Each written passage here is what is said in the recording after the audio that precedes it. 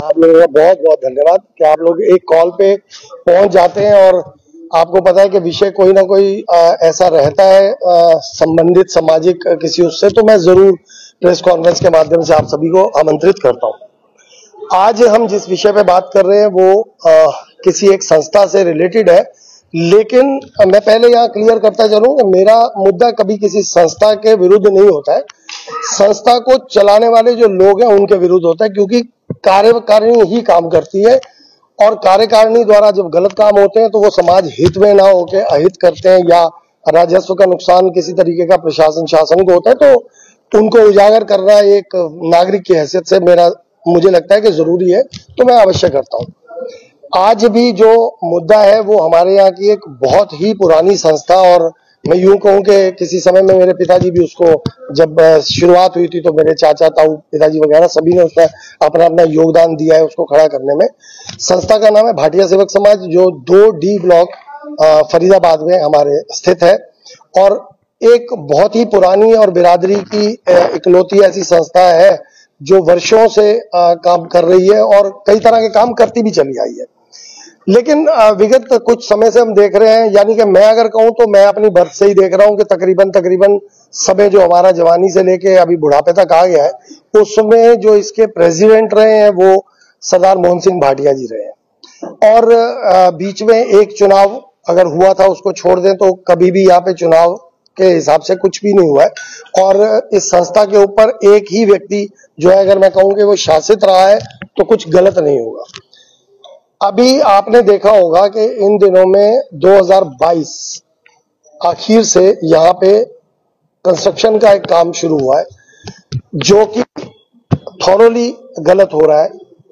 क्योंकि मैं अब आपको स्टार्ट में लेके चलता हूं, सन 1978 और 1986 में संस्था को ये 2 जगह लीज पे मिली। पहली लीज की जो जगह थी वो 500 गज थी जो 1978 में दी गई, और दूसरी जो है वो 1986 में दी गई जो 1980 गज जगह है। यानी कि दोनों को अगर हम जोड़ देते हैं तो 2480 वर्ग गज जगह ये कंप्लीटली मिलती है। और जो लीज का डॉक्यूमेंट है दोनों वो ये सिद्ध करते हैं कि ये दोनों ही प्लॉट खाली थे। और मैं और क्या फरीदाबाद के तकरीबन जो हमारे इलाके के लोग हैं वो क्लियरली ये बता देंगे आपको कि हाँ, यहाँ पे किसी कबाड़िए का किसी समय में कब्जा होता था तो कबाड़ हमने निकाल के बाहर सड़कों पे फेंका था। तो भाटिया सेवक समाज को जब ये जगह मिली थी तो ये थॉरोली एक खाली जमीन थी। लीज की टर्म्स की अगर हम बात करें तो लीज में बिल्कुल ये क्लियर लिखा हुआ है कि आपको किसी प्रकार का भी जो निर्माण करना होगा वो संस्था को अपने पैसों से करना होगा, लेकिन उस निर्माण के लिए आपको इजाजत बाकायदा नगर निगम से या उस समय के मिश्रित प्रशासन से कहें तो लेनी होगी। वो इन्होंने बखूबी जो है उस पर काम किया, लेकिन किसी तरीके की कोई परमिशन इन्होंने नहीं ली। फिर भी यहाँ पे स्कूल और स्विंग जो क्लासेस होती है, वो लाइब्रेरी, ये सब इन्होंने अपनी अपनी उस समय की हैसियत से ये चलाते रहे। अभी जो गेम स्टार्ट हुआ वो स्टार्ट हुआ जिस समय 2016 में इन्होंने एक खुराफाती काम जो किया वो ये किया कि तारा संस्थान नाम का एक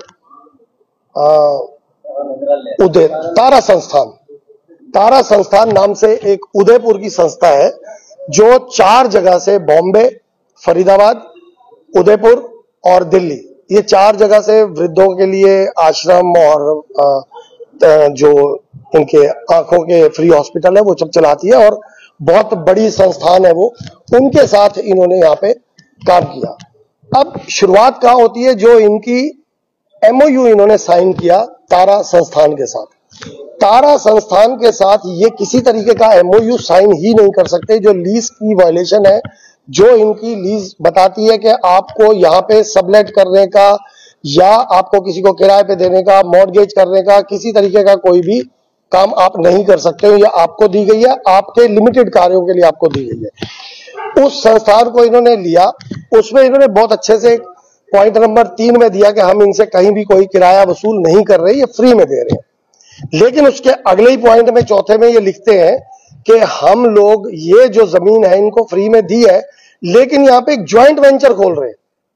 तारा नेत्रालय, आपको बताता चलूं, तारा नेत्रालय कुछ भी नहीं है। तारा नेत्रालय एक ज्वाइंट वेंचर है जिसका जो चलाने का काम है, जिम्मेदारी वो दोनों लोगों के ऊपर है, तारा संस्थान उदयपुर और भाटिया सेवक समाज। अब उसके अंदर क्लॉज नंबर 17 के अंदर ये लोग देते हैं कि अगर कोई भी लोग, आप में से बहुतों ने उसको कार्यक्रमों को उसके जो जाके वहां पे कवर भी किया होगा, तो जो भी लोग उस संस्था में दान देंगे, अगर वो दान डायरेक्टली भाटिया सेवक समाज के नाम पे होगा, तो वो दान की राशि में तारा नेत्रालय, तारा संस्थान का कोई लेन देन नहीं होगा। तो क्या ये काइंड ऑफ किराया नहीं होगा? ये भी तो वही चीज हो गई कि मैं किराया नहीं ले रहा हूं लेकिन ये दे रहा हूं। फिर दूसरा, अगर मैं किसी के साथ किसी ज्वाइंट वेंचर में जा रहा हूं, तो क्या मैंने सेल टैक्स डिपार्टमेंट को, क्योंकि उस समय जीएसटी नहीं था, जीएसटी 17 में आया, क्या उस समय मेरे को सीएमओ से, क्या मुझे नगर निगम से, क्या मुझे डीसी साहब से, क्या मुझे किसी और विभाग से, जो भी संबंधित विभाग है, क्या मुझे उनसे कोई बातचीत नहीं करनी चाहिए थी? क्या मुझे उनसे कोई परमिशन नहीं लेनी चाहिए थी?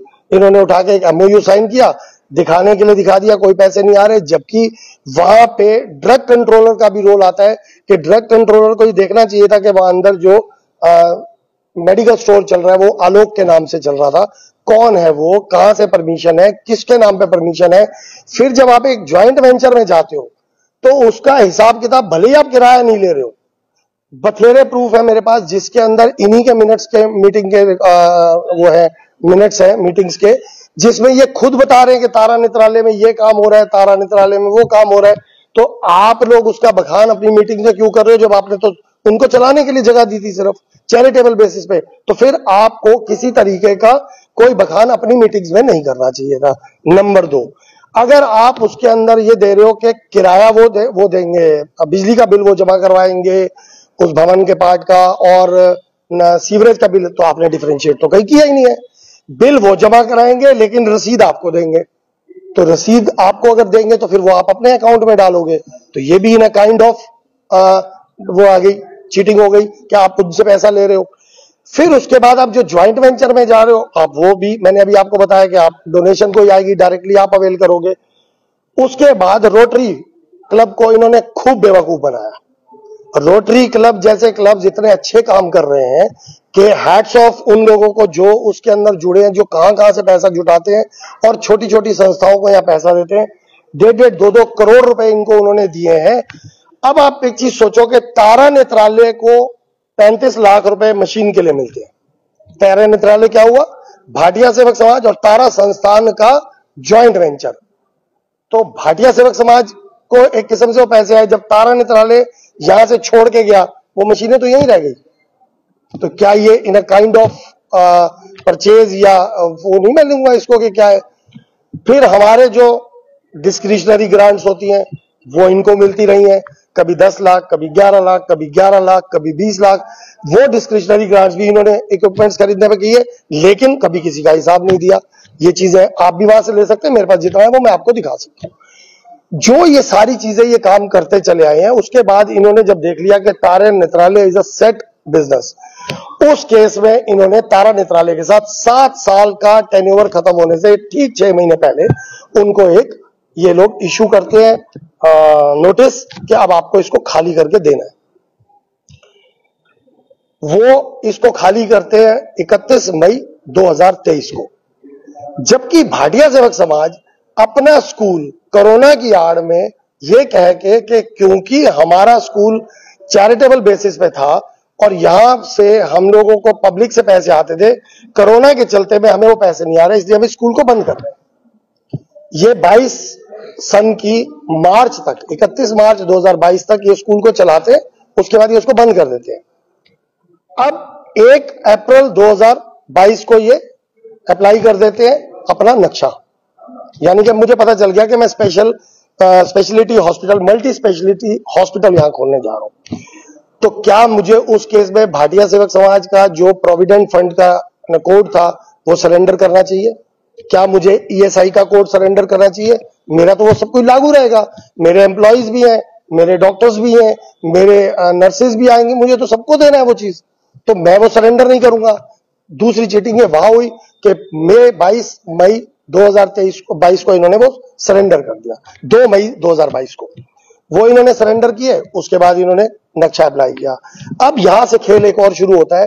नक्शे के अंदर एक अधिकारी ने बहुत अच्छे से यह लिखा कि क्योंकि इनकी लीज डीड में टाइम कहीं क्लियर नहीं है, जैसे हम लोग कहते हैं कि 99 साल की लीज है, 72 साल की लीज है, 82 साल की लीज है, कहीं कोई टाइम फ्रेम नहीं किया हुआ, तो सबसे पहले ज्वाइंट कमिश्नर साहब को इसको भेजना चाहिए। वो हमें ये बताएं कि इसकी लीज अपने टाइम फ्रेम में रहती हुए हम इनको ये नक्शे की इनको कंसीडर कर सकते हैं या नहीं कर सकते। ज्वाइंट कमिश्नर साहब को फाइल भेजी जाती है जिसके ऊपर कोई उस फाइल के ऊपर आज तक कमेंट नहीं है, किसी तरीके की कोई लीज का क्लैरिफिकेशन नहीं हुआ। अगर हुआ था तो लीज की कॉपी फ्रेश बननी चाहिए थी, वो नहीं होनी चाहिए थी, उसमें मेंशन हो क्या था, वो भी नहीं था। उसके बाद उसी अधिकारी ने आगे जाके ये लिखा कि इसके अंदर जो इनकी जोनिंग प्लान है हमारा, उस जोनिंग प्लान के अंदर इन्होंने आईसीयू, ओपीडी और उसके अंदर नर्सिंग क्वार्टर्स ऊपर, और उसके साथ साथ ये जो अपने स्कैन सेंटर होते हैं, सिटी स्कैन और एक्सरे वाला, ये प्लस वार्ड्स, ये सब इन्होंने नक्शे में दिखाए हैं जो कि इनको अलाउ नहीं किए जा सकते। एज पर जोनिंग प्लान हम इनको ये नहीं दे सकते। उसके ऊपर उस समय के निगम आयुक्त ने कुछ क्लैरिटीज मांगी, जिसको सीटीपी ने क्लैरिटी देते हुए ये लिखा कि ये हमारी सो एंड सो एक पॉलिसी है। उस पॉलिसी में 2018 की वो पॉलिसी है, मैं नंबर आपको दे दूंगा। उस पॉलिसी में ये क्लियर लिखा हुआ है कि हम लोग इनको यहाँ पे इतनी कैपेसिटी का, देखिए हॉस्पिटल, मल्टी स्पेशलिटी हॉस्पिटल के लिए 10,000 स्क्वायर मीटर जगह जरूरी है उस नक्शे को पास कराने के लिए। इनके पास है उससे 5वां हिस्सा जगह। उन्होंने लिखा कि ये क्लिनिक साइट हो सकती है या ये डिस्पेंसरी हो सकती है। वो इन्होंने उसको नहीं सुना, तो उन्होंने अपना कार्रवाई करके इनको नक्शा वापस कर दिया कि आपका नक्शा भी हम रिजेक्ट कर रहे हैं और ये भी दे रखे हैं, और विद सजेशंस कि अगर आप कोई चेंज करते हो तो आप आ जाओ। उसके बाद ये लोग उस चेंज को करने के बाद सबमिट करते हैं, तो वो इनको लिखते हैं कि आपका नक्शा भी अभी ठीक से चेंज आपने नहीं किया एज पर जोनिंग प्लान। उसमें कमिश्नर साहब अपनी पावर यूज करते हैं। एक अधिकारी ने यह लिखा था कि डायरेक्टर अर्बन लोकल बॉडीज को आप ये लेटर भिजवा दें इनकी फाइल, और उनसे क्लियरेंस ले लें। तो कमिश्नर साहब को सीटीबी साहब ने यह लिखा कि क्योंकि आप एम्पावर्ड हो, पहले एफसी ने और दूसरे अधिकारी ने किया और आप उनसे ऊपर हो, तो आप ये ले सकते हो डिसीजन।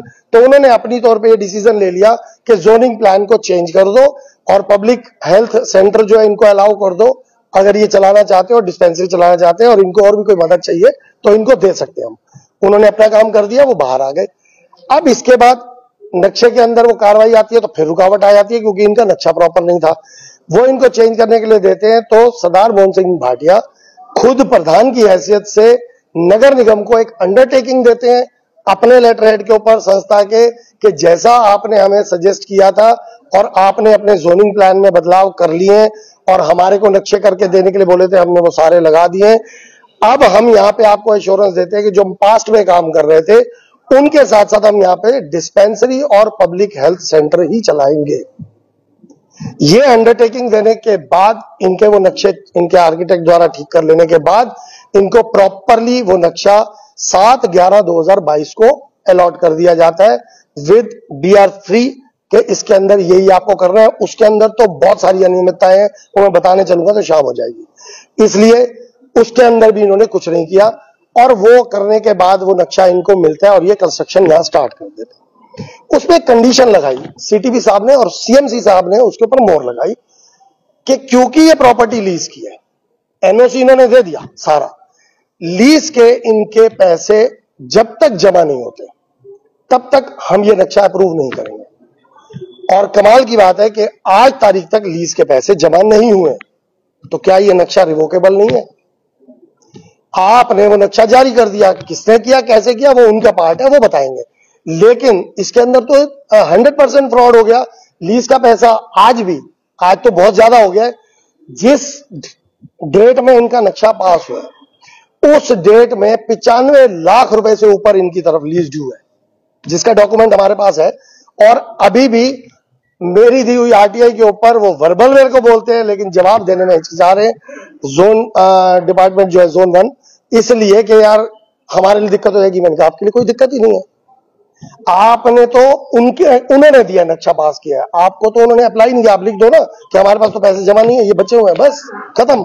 लेकिन सब अंदर से कहीं ना कहीं मिला भगत होती है, तो कहीं ना कहीं उसमें रहता है। अब आप ये सोचो कि ये सारी गेम क्या है, इसके ऊपर सबसे बड़ी गेम जो आने वाले टाइम में आपको दिखेगी। आप हॉस्पिटल के बाहर अभी भी जाओगे, भाटिया सेवक समाज के बाहर आपको बोर्ड्स के ऊपर लिखा हुआ मिलेगा, भाटिया सेवक समाज चैरिटेबल हॉस्पिटल रजिस्टर्ड।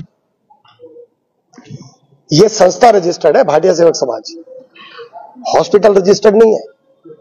सीएमओ साहब के पास से हमने एक डिटेल ली कि कितने लोग हॉस्पिटल और नर्सिंग होम ऐसे हैं जो आपके पास रजिस्टर्ड है। आपके लिए शॉकिंग होगा, सिर्फ और सिर्फ 40 हॉस्पिटल पूरे फरीदाबाद में रजिस्टर्ड है सीएमओ के पास, बाकी कोई हॉस्पिटल सीएमओ के पास रजिस्टर्ड नहीं है। जबकि मुझे ये तो बताना है कि मैं यहाँ पे एक नर्सिंग होम खोल रहा हूँ, क्लिनिक खोल रहा हूँ, सो दैट के कल को कोई आए तो पता कैसे चलेगा कि गलत इलाज हो रहा था या सही इलाज हो रहा था, या यहाँ पे भी कुछ होता है। तो वो भी नहीं था। अब इन्होंने क्या किया कि वो चैरिटेबल हॉस्पिटल इन्होंने लगा लिया। अब इन्होंने अंदर एक मुकंद हॉस्पिटल वो भी खोल दिया, मेडिकल स्टोर। उसमें इन्होंने किसको एम्प्लॉय रखा, कब से एम्प्लॉय रखा, क्या रजिस्ट्रेशन हुआ, कौन उसको देखेगा, मालिक कौन होगा, भाटिया सेवक समाज रिस्पॉन्सिबल होगा या कोई कार्यकर्ता होगा, कुछ भी एक्सप्लेन नहीं किया। और जब मैंने इसकी आरटीआई ड्रग कंट्रोलर के पास लगाई फरीदाबाद में, तो गहलान साहब के पास है हमारा एरिया, उन्होंने उठा के मेरे को उसका ये दे दिया कि this is a third party concern. और कमाल देखो, 22/6 को मैं वो लगाता हूं आरटीआई, वहां पे 6/6 को मैं आरटीआई लगाता हूं, और 6/6 को 2:30 बजे मैं लगा के आया हूं। 6/6 की डेट में वो ड्रग कंट्रोलर इनको एक लेटर इशू कर देता है और इनको बोलता है कि आप चाहे वर्बल जवाब दे दो कि आपकी इंफॉर्मेशन आनंद भाटिया को दी जाए या नहीं। वो मना कर देते हैं कि नहीं देनी, ठीक है जी, बोल दो थर्ड पार्टी है। How it is concern to third party. आपका एक्ट ये कहता है कि 11(1) में आप कह सकते हो कि ये थर्ड पार्टी है, लेकिन क्या मैंने उनके फाइनेंशियल्स पूछे, क्या मैंने ये पूछा कि वो क्या कमा रहे, क्या मैंने ये पूछा कि वो इसमें क्या बचा रहे? मैंने तो कुछ भी नहीं पूछा। मैंने तो ये पूछा है कि जो डॉक्यूमेंट्स देने जरूरी होते हैं वो इन्होंने लगाए हैं, इनके यहाँ पे आरपीईपी कौन है वो बता दो, वो कब से है, उसके साथ क्या इनका एमओयू साइन हुआ है। ये तो सरकारी डॉक्यूमेंट्स है, प्रशासन लेवल पे है और आपकी फाइल का पार्ट है, आपको देने हैं। मैं ना हिंदुस्तान की कोई फाइनेंशियल स्टेटस पूछ रहा हूं, ना मैं आर्मी से कंसर्न कुछ पूछ रहा हूं, ना मैं उसके पर्सनल कुछ पूछ रहा हूं, ना मैंने उसका बैंक अकाउंट नंबर मांगा है, ये कुछ दे दो इसमें से क्या है। तो ऐसी चीजों को आपको बड़ी स्पष्टता के साथ उनको क्लियर करना चाहिए। फिर मैंने एक और आरटीआई उन पे लगाई कि चलो लग गया, ये छोड़ दो, अब आप उनका बता दो। जो उदयपुर वाली संस्था थी उनका क्या हुआ। मैं और आप भी, अगर कोई भी, सभी हम समझदार हैं, कोई भी बिजनेस शुरू करते हैं तो अगर कोई एक हमारी एमओयू साइन होता है किसी का, तो जब हम उस बिजनेस को खत्म करेंगे तो क्या वो एमओसी कैंसिल नहीं करवाएंगे, एमओयू करवाएंगे ना। हम उसके बाद एक डीड लिखते हैं कि डिसोल्यूशन डीड बोलते हैं हम उसको, कि हमने डिसॉल्व कर दिया आज, वो भी नहीं है। उन्होंने खोला यहां से उठा के तारा नेत्रालय वहां खोल दिया, वो 3E 1213 BP पे चल रहा है। वो कौन चला रहा है? अगर आपने डीड कैंसिल नहीं करी तो क्या भाटिया सेवक समाज वहां भी पार्टनरशिप है, ज्वाइंट वेंचर था आपका, तो आप अपनी डिसोल्यूशन डीड दिखाए। अब इसके अंदर और डीपली जाते हैं तो इसमें गेम आती है सीआरएस की, सीएसआर की। सीएसआर में क्या है कि हमारे जो बाहर के लोग हैं, फॉरेन में बैठे हुए हैं, उन लोगों से हम हिंदुस्तान में एक सर्टिफिकेट जारी करते हैं उनको। अगर वो हमें 5 करोड़, 2 करोड़, 1 करोड़ वो देते हैं, उनके लिए वो लाइबिलिटीज है, हमारे लिए भी है। वो लोग अगर हमें पैसा देते हैं एनआरआईज में से, या हमारे यहाँ के, जैसे अब लखानी साहब का यूनिट बहुत बड़ा है, लखानी साहब को कुछ पैसा सीआरएस में खर्च करना है, वो जो पैसा उन्होंने खर्च करना है तो वो अगर हमारी संस्था को दे देते हैं तो वो तो हमने इनसे ले लिया, और नंबर 2 में किसको दे दिया, कहां दे दिया, तो वाइट हो गया, वो भी नहीं पता चलेगा। तो ये सारी चीजों को देखते हुए ये बिल्टअप हो रही है बिल्डिंग, जिसके लिए प्राइमरी हेल्थ केयर जो बनना था, वो प्राइमरी हेल्थ केयर के लिए मैक्सिमम हमारे को 2 फ्लोर चाहिए, एक नीचे ओपीडी वगैरह के लिए, एक ऊपर आप कोई अगर बनाना चाहते हो एक हॉल जिसके अंदर वार्ड जिसको हम बोलते हैं बना लो, किसी को एडमिट करना है तो कर लो। अदरवाइज प्राइमरी हेल्थ केयर और डिस्पेंसरी, आज की डेट में भी आप देखो ईएसआई सरकारी हॉस्पिटल है और ईएसआई की कई डिस्पेंसरीज है, क्या डिस्पेंसरी में कोई पेशेंट एडमिट करती है सरकार? नहीं करती है, वो रेफर करती है कि आप हॉस्पिटल ले जाओ। आप भी चलाओ ना डिस्पेंसरी, जो आपके पास आ रहे हैं आप देखो, आप प्रोविडेंट फंड को भी चोट दे रहे हो। जी, आपकी प्रॉब्लम क्या है? मतलब एक्चुअल आप कहना क्या चाहते हैं? तो रैली की तरह मैं ये कहना चाह रहा हूं कि बिल्डिंग गलत बन रही है। बिल्डिंग शुरू से लेके एंड तक एक झूठ परोसा गया, उस झूठ को अपने यूज के लिए परोसा जा रहा है, संस्था की ग्रोथ के लिए या अपनी ग्रोथ के लिए, वो बताएंगे।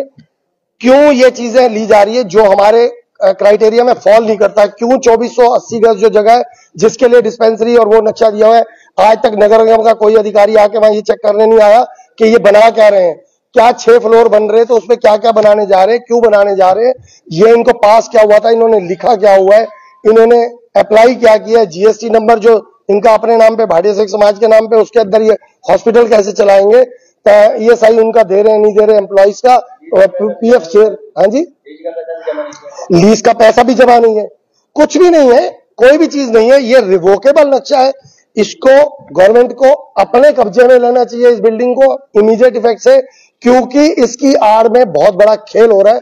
वो खेल आप लोगों को तब समझ आएगा जब 5-7 साल 10 साल निकल चुके होंगे, तब हम यही बोलते हैं। जी जी, बिल्डिंग का बनवाने में किसका हाथ है? देखिए बिल्डिंग मिला हुआ है या कोई और है? मेरी आप कंप्लेंट देखेंगे तो मेरी कंप्लेंट के टाइटल में मैंने लिखा है कि कुछ अधिकारियों के साथ साजबाज होते हुए इन्होंने ये गलत नक्शा पास करवाया है।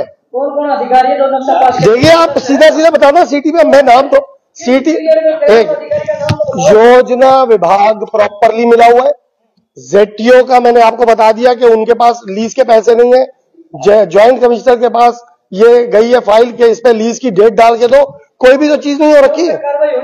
100% होनी चाहिए, क्यों नहीं होनी चाहिए? राजस्व का नुकसान किसको जा रहा है, कौन देख रहा है? जो है हमारे कार्रवाई करवा रहे हैं, जो अवैध निर्माण है उस पर कार्रवाई। देखिए मैंने अपनी इसी कंप्लेंट को जो है अगर आप देखेंगे तो ये गणेश अदलखा जी की भी कॉपी उनको जा रही है, अभी मैंने उनको दी नहीं थी, क्या आज मैं अपनी प्रेस कॉल कर लूं उसके बाद मैं उनको दे। ये डिस्पेंसरी बने, मैंने ये नहीं बोला कि अस्पताल ना बने, अस्पताल इसलिए ना बने क्योंकि सरकारी नॉर्म्स ये कहते हैं। आप 4थी मंजिल के ऊपर परसों एक अधिकारी का मुंह घुमा के दिखा रहे थे ना कि वो देखिए उधर 4थी मंजिल बन रही है, तो आप अगर कोई चीज दिखाते हो तो ऐसे ही मैं ये चीज दिखा रहा हूं कि यहाँ हॉस्पिटल नहीं बनना चाहिए, ये परमाइसिस नहीं है, आप दे दो ना इनको 10,000 गज का जगह कहीं और बनवा लो। लीज है 2480 गज जगह मल्टी स्पेशलिटी हॉस्पिटल के लिए सरकार के नॉर्म्स को फुलफिल नहीं करती।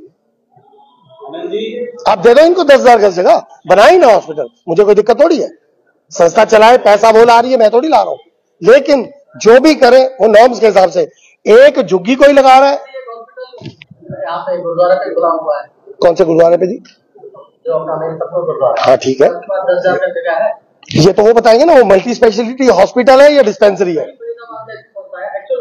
मैंने अभी आपको बोला ना, सीएमओ ऑफिस से एक आरटीआई के जवाब में आता है कि पब्लिकली जो चल रहे हैं प्राइवेट नर्सिंग होम वो भी वैलिड नहीं, वो नहीं है, तो कौन देख रहा है?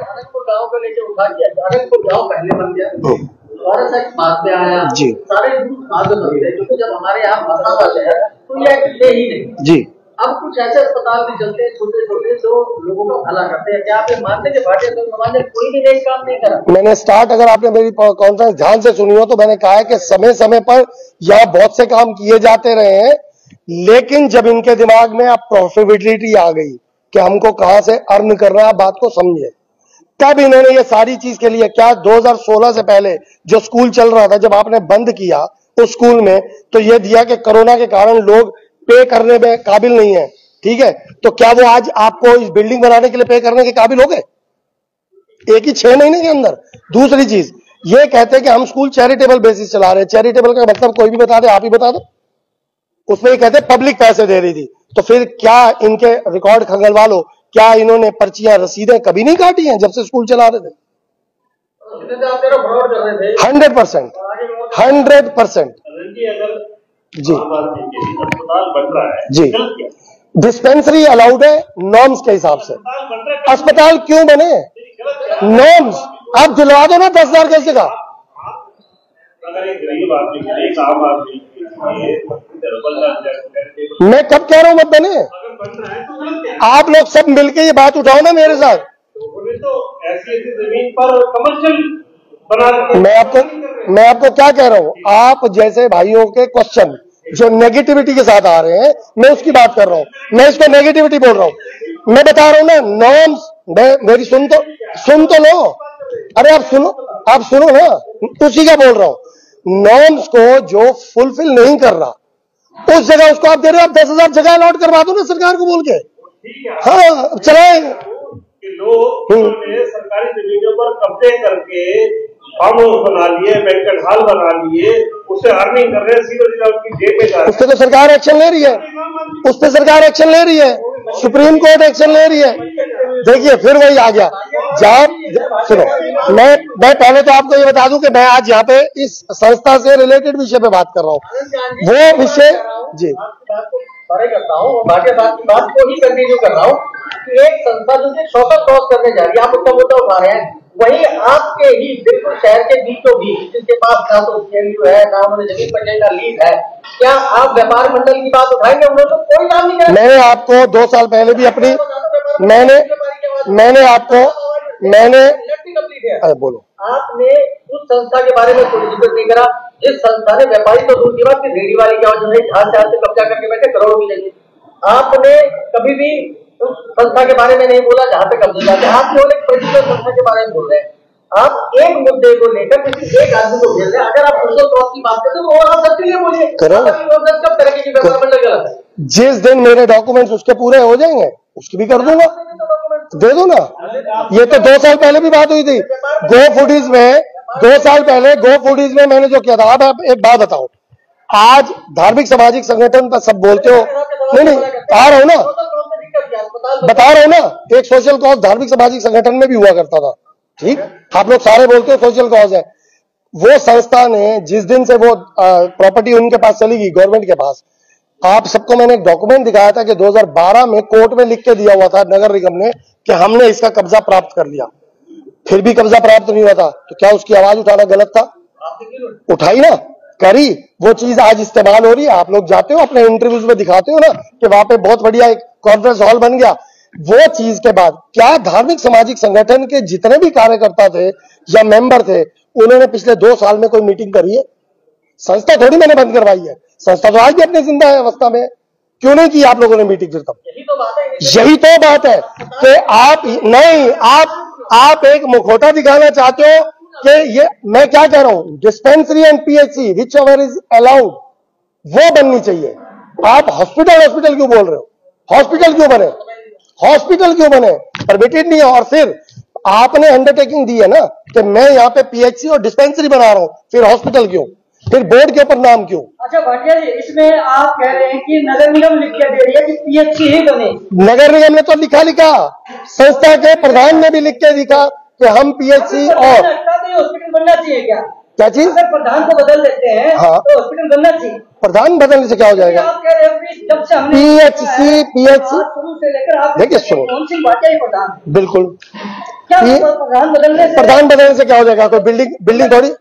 PHC खोले, ऊपर 6 मंजिल बन रही है ना, बन गई, उसके अंदर एक में स्कूल खोल दें, एक में कुछ और खोल खोले।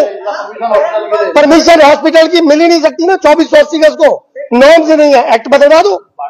हाँ जी, आपके खिलाफ संदीप चावल खत्री ने शिकायत कर रखी है, आपने बंडी पार्क पे कब्जा कर रखा है जी। क्या मामला है? जल्दी मिलेंगे आपको अगली प्रेस कॉन्फ्रेंस में उसी मामले में। जैसे है क्या? बहुत जल्दी मिलेंगे, मेरे डॉक्यूमेंट पूरे नहीं हुए।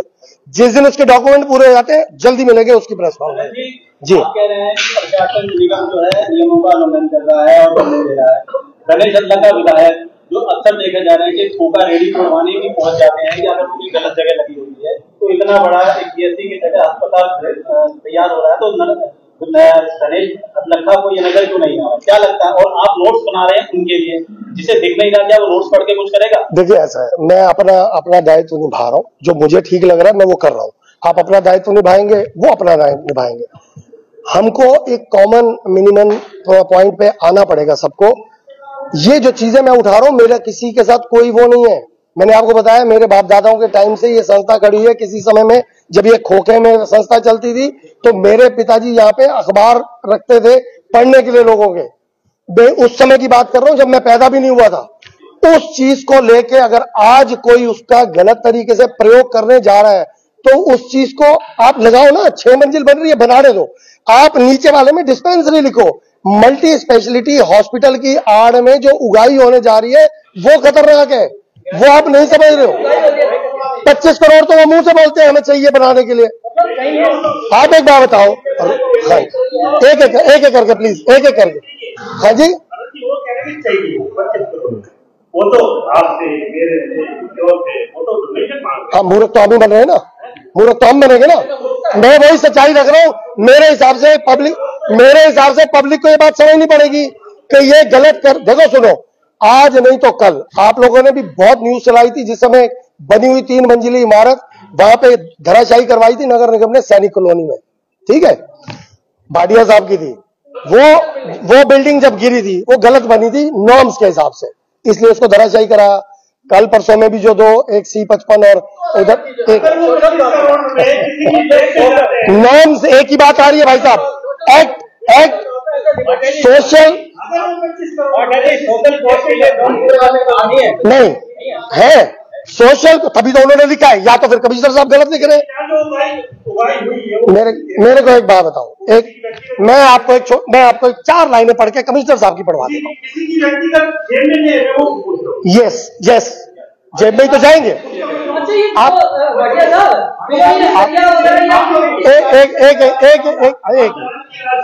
एक सेकंड। हाँ जी, ये मामला आपके मैं तो अपने उस पर ही बोल रहा हूं। देखिए, मैं आपको 4 लाइनें सिर्फ कमिश्नर साहब की पढ़वाता हूं, आप खुद समझेंगे कि कितनी अच्छी लाइनें और बहुत अच्छी लाइनें हैं वाकई में। The society is working for the welfare of the people of society. मैं भी यही कहता हूं, बिल्कुल ठीक है। Since MCF is competent to amend both lease and zoning right, therefore we must allow in the interest of people at large, जो आप लोग बोल रहे हो कि हमें इसको अलाउ कर देना चाहिए। They will run the dispensary /PHC on charitable basis and all help should be provided to them। Help हम भी देने को तैयार है, लेकिन डिस्पेंसरी और PHC के लिए आप गलत जा रहे हो। हॉस्पिटल की बात करनी है, सारे मिलकर आवाज उठाओ, इकट्ठे करो अपनी संस्थाओं को और मांग करो उनसे कि ये संस्था चला रही है हॉस्पिटल, इनके नाम पे 10,000 गज जगह हमें अलॉट कराई जाए। आज आप रिहेबिलिटेशन के ऊपर लोगों को दिए जा रहे हो जगह कब्जे करने के लिए, वो तो चैरिटी वहां करें या ना करें वो अलग मैटर है। किनके लिए जी? मैं वही तो बोल रहा हूँ, डॉक्यूमेंट्स आपने अभी तो बोला है कि मैं पूरे करूंगा, लाओ दो ना। अरे दो नहीं तो 2 साल पहले भी आपने गो फूडीज में बोला था मेरे पास सब कुछ है दूंगा, आप देते नहीं हो, बोलते हो दे देगा। सूरज भैया देने चाहिए। अगर आपको लगता है कि कोई आदमी काम कर रहा है इस मामले में तो फिर आपको देना चाहिए। मैंने अभी एग्जांपल रखा है धार्मिक सामाजिक संगठन का रखा है, उनको संस्था नहीं चाहिए थी, उनको वहां बैठने का ठिया चाहिए था। ये जो आड़ में काम कर रहे हैं ना, नहीं मत करो, अच्छे के लिए करो यार। पब्लिक समाज ने संस्थाएं हमने बनाई इसलिए थी कि हम कुछ बेहतर कुछ कर सके। हम तो वहां पे अपनी जगह खड़ी करने के लिए कर रहे हैं, हम अपनी जगह बनाने के लिए कर रहे हैं, हम बंदे को बंदा ही नहीं समझ रहे। हाँ जी, अनुदान आया, कितने पैसे? देखिए इनके अपने मिनट्स को मैं पढ़ रहा हूं। 10 लाख रुपए 16 में इनको सीमा बहन जी ने दिए जब वो CPS थी। बड़ी बात है, खाए हैं या नहीं खाए? जब आप उसका हिसाब नहीं दे रहे तो उसको मैं तो खाना ही बोलूंगा जी। ये टोटल कम से कम कुछ नहीं तो 11 इनके इसमें लिखे हुए हैं, 25 11 11 22 25 47 10 57 तो इनके मिनट्स ही बता रहे कि अभी इन्होंने 2016 से लेकर अब तक लिए 22 तक 57 लाख रुपए तो ये आ चुके हैं। आप देखिए, 2 चीजें समझिए, आप लीज का पैसा दे नहीं रहे हो, आप। हाँ जी, मुझे क्या पता बिल्डिंग बनी, मुझे क्या पता किस से आ रहे हैं, आप पता कर लो ना। जो ये बोल रहे हैं, जो ये लिखित में कह रहे हैं, देख के या वर्बली बोल रहे हैं कि इनको ये बताने की जरूरत नहीं है कि केमिस्ट शॉप कैसे खोली हमने, तो वो आपको हिसाब दे देंगे क्या? थोड़ा सा बात को समझ के चलो। अगर आपको सिर्फ कर रहे हैं कि ये होगा, मुर्गी आएगी, आप कह रहे हैं कि खाएंगे। मैं आपसे, सूरज जी, मैं आपसे सिर्फ ये डॉक्यूमेंट्स की बात सुनिए, मैं आपसे ये बात कर रहा हूं जो डॉक्यूमेंट्स मेरे पास सरकारी और इनके हैं। उसके अंदर से ये क्लियर है कि ये गलत काम कर रहे हैं। हम इससे आगे की अब जाते ही नहीं। हम ये कह रहे हैं अभी तक गलत काम हो रहा है। ये तो आपके सवालों का जवाब दे रहा हूं मैं कि जो आप कह रहे हो। हाँ जी, बिल्डिंग नहीं बनी। आपको क्या पता, 57 तो ये सरकारी है भाई साहब, जो नेताओं ने दिए। प्रॉपर्टी बेची इनको, ये सूरज जी को नहीं पता कि ये प्रॉपर्टी बेच रहे हैं। इनको ये भी नहीं पता होगा कि 5L32 जो बिक रहा था उसको एसडीएम से रजिस्टर नंबर 2 में डलवा के रुकवाया गया है। वो आप कभी नहीं उठाओगे। क्यों? वो क्यों आपको पता है? अब मैं आपको एक खुलासा देता हूं। आप बात सुनिए। आप 5 प्लॉट बिके, टोटल 5 प्लॉट बिके और इनके अपने नियम है। अच्छा, आप एक बात बताइए, हमारे में से एक पत्रकार भाई ने पूरी वो भाटिया सेवक समाज के जो भी सदस्य हो जवाब देंगे कार्यकारिणी।